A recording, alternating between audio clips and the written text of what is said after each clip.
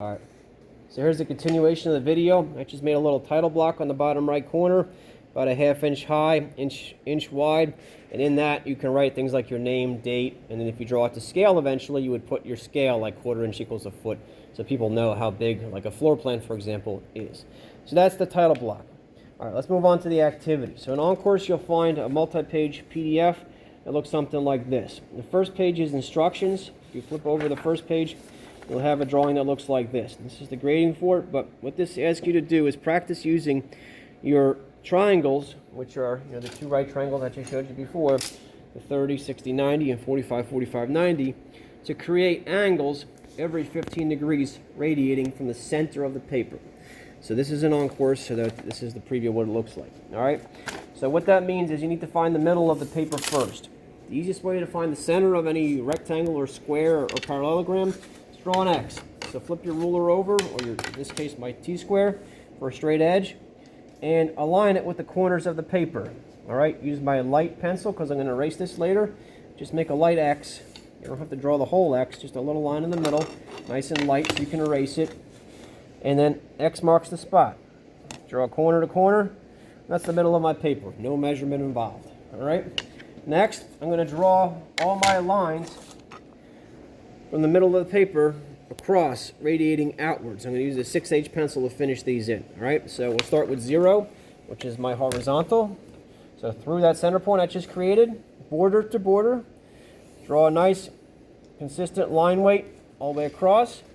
I'll do my 90, vertical up and down. All right, then I could do my 45-degree angle this way. Corner to corner, I can flip it this way for the next 45, okay? I can do my 60 this way, flip it over, 60 this way, 30 this way, you may have to slide this up, reposition it, 30 this way, and then you have 15 and 75. They're the little more confusing ones, but if you look at the paper here, it shows you how to position your triangles to add them up to essentially get 15 degrees. So there's a couple ways to do it, but here, for example, 45 plus 30 is 75. So if you stack them and align them properly, you can get your 75-degree angle to the left. Flip the whole thing over this way.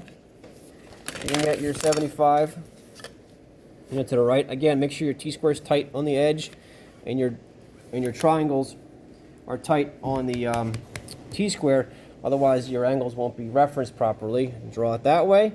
And then 15, you can rotate the whole thing this way. Slide this down if you have enough space. I'm running out of drawing board space here, but essentially if you slide this down, position these, you can get your 15 this way.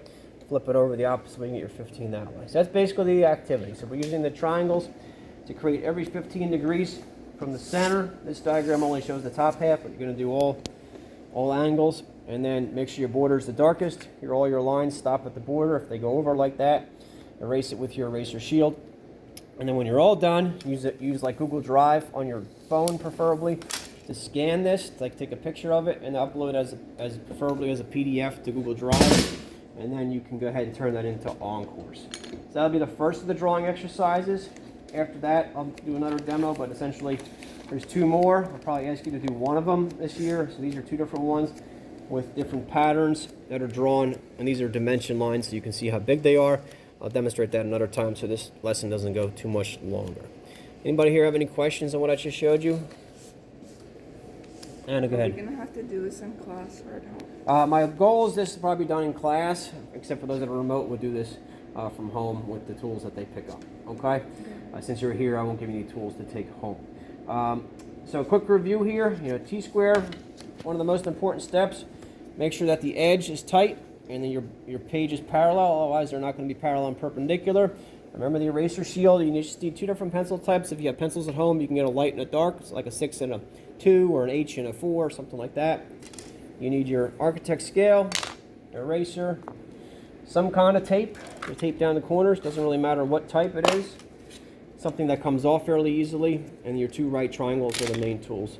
You'll see the Edpuzzle video talks about a compass and all that, which is great for circles. All the ones we're doing don't have any arcs or circles, so we don't need to worry about that for our purposes. All right? Thanks for watching.